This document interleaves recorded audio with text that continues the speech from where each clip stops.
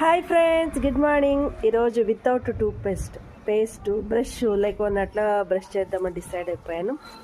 నా చిన్నప్పుడు డైలీ ఇలా యాపిల్తోనే బ్రష్ చేసేదాన్ని.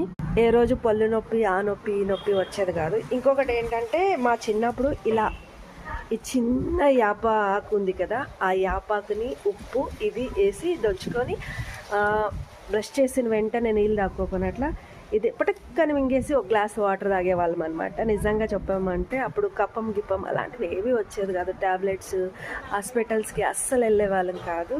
ఇప్పుడు చీరితే ట్యాబ్లెట్, తొక్కితే టానిక్, లేదంటే హాస్పిటల్ పరిగెత్తే కాలం అంటే వచ్చింది. నిజంగా చెప్పాలంటే ఈ యాపపిల్ల యూస్ చేస్తే పొళ్ళంటే అస్సలు నిజంగా పుచ్చుపట్టవు. నిజంగా ఇంకోటి ఏంటంటే, పేస్ట్ ఆదా అవుతుంది, బ్రష్ ఆదా అవుతుంది. ఒక వారం, నిజంగా చెప్పాలంటే వారం కాదు, ఒక 2 నెలలు 3 నెలలు బ్రష్ యూజ్ చేసామనుకోండి, ఇలా అలా అయిపోయి ఉంటుంది బ్రష్. ఇదైతే చెట్టు మీద న్యాచురల్గా దొరుకుతుంది కాబట్టి అప్పుడు అలా కొని అలా బ్రష్ చేసేయచ్చు. నిజంగా వెరీ వెరీ హ్యాపీ అనమాట. ఇది ఒక్కటే కాదు, ఇంకా నేను ఇంకొక దాంతో కూడా దిక్కుతా. ఏంటి అంటే చూపిస్తా, ఆగండి. అది ఎక్కడుంది అబ్బా నాయన, ఎక్కడో పెట్టేశాను. ముగ్గు పిండితో కూడా దిక్కుతూ ఉంటా.